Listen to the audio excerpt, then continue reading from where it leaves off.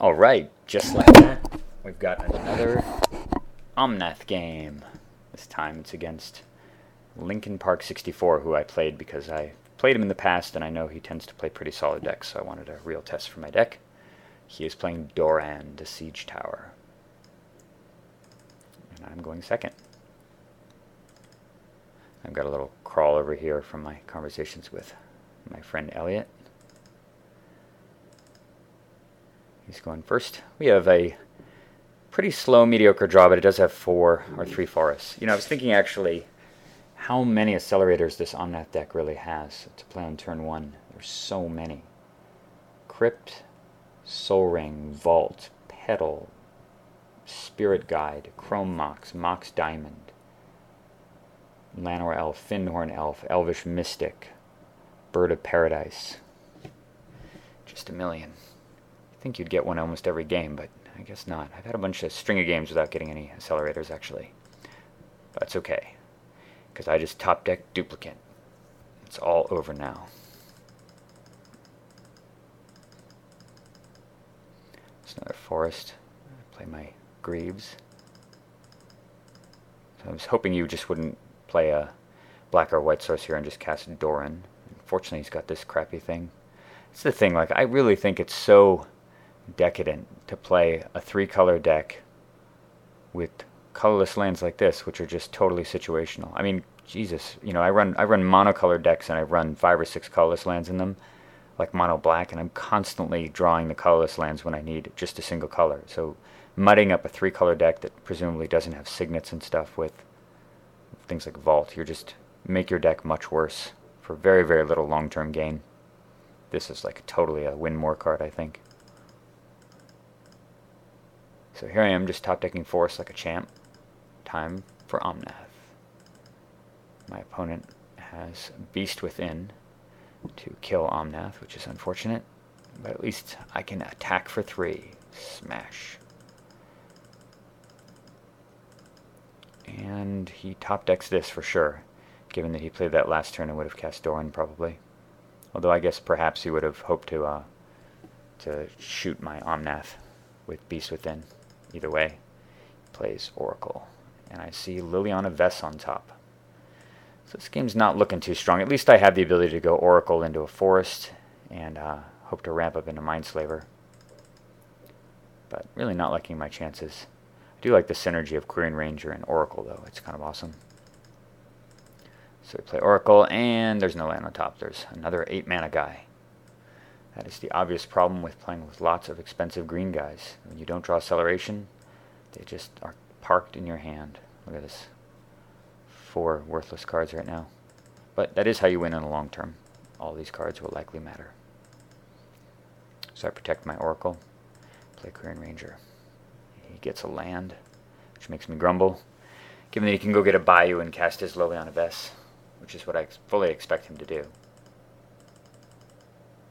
And he casts Batterskull instead, which I just cannot fathom why that's the correct play. I mean, it just seems like using Liliana Vess to go and start sceptering me. 6 cards. I mean, I guess he doesn't want to trade here, but I don't know. I guess the Lightning Greaves do make Liliana Vess a little worse, and he wants Batterskull to protect himself. I know. I just see Liliana Vess as a 5-mana Vampiric Tutor. Just to solve the board state. Especially if you have Batterskull in hand, you could just go and get, I don't know, Damnation or something. So there's a land for me. Yay. Unfortunately, there's a Lotus on top, so I sack the land, hoping to get another one. And there's an Acidic Slime, which normally I'm overjoyed to draw, but not here, because I just need land. 1, 2, 3, 4, 5, 6. I've already played one, so I can only get up to 7. 1 away from the magic number. What do I play here? That's right, I'm just going to put out Omnath, because my plan right now is to just hopefully hit a land in the next turn.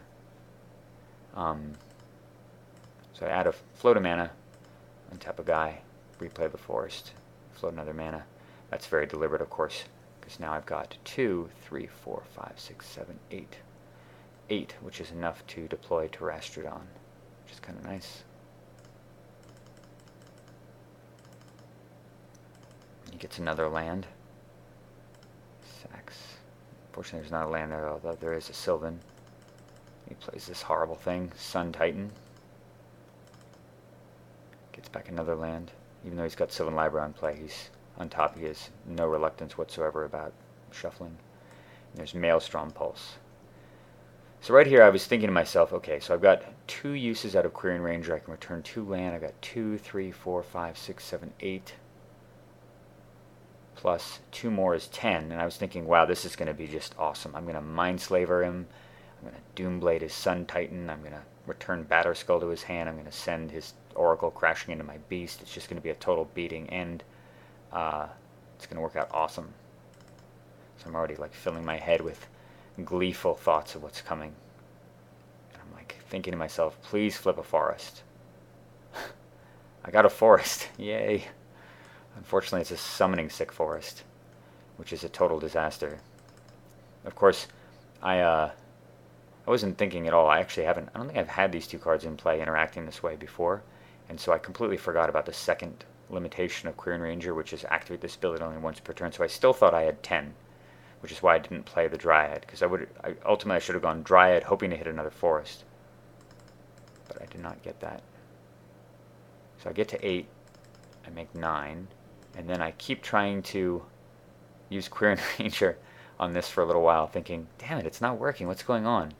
And then I realize it's because of once per turn. So I only have 9, which still, Terastrodon as a consolation prize is still pretty impressive. So even though he's got Sun Titan, Maelstrom Pulse is sorcery, so if I blow up his black mana, and that's the plan, get Batterskull in his black mana, because I don't want him to equip the Sun Titan with the Batterskull and be big enough to break through the Terastrodon. I take out his black, he can't Maelstrom Pulse until after attack step, at which point his Sun Titan will be dead if he has to attack with it to get black mana back. So that's the long-term plan here. We go black, Batterskull. Normally I'm totally averse to killing anything but lands with this guy. I think you barely should even have the option to do that. But in this case, I'm not too afraid of double white, and really wanted to just cripple this black.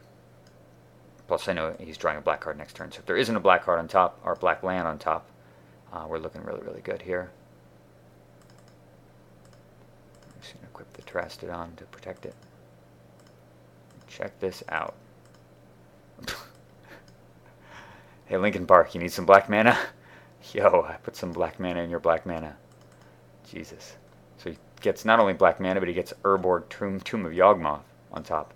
And another land. Let's see here.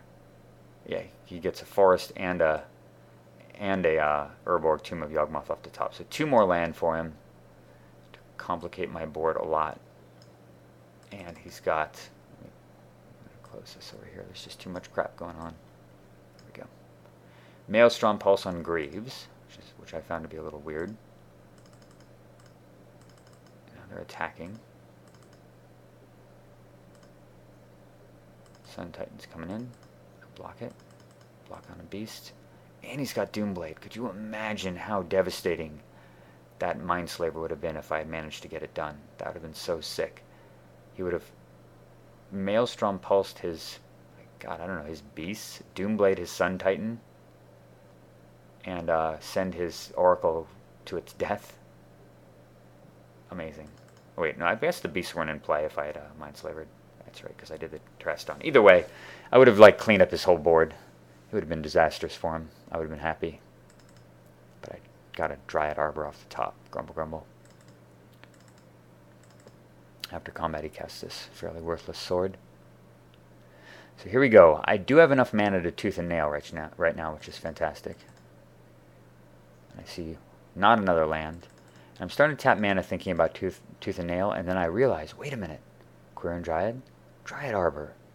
Badass. That is 2 mana. So this works. So I pump up my guy a bunch, replay a land. I have 10 now, and I send in Omnath thinking, man, if he doesn't block here, it's going to be pretty bad for him. He takes the hit, 11 damage total, at which point, play the Slaver and sack it.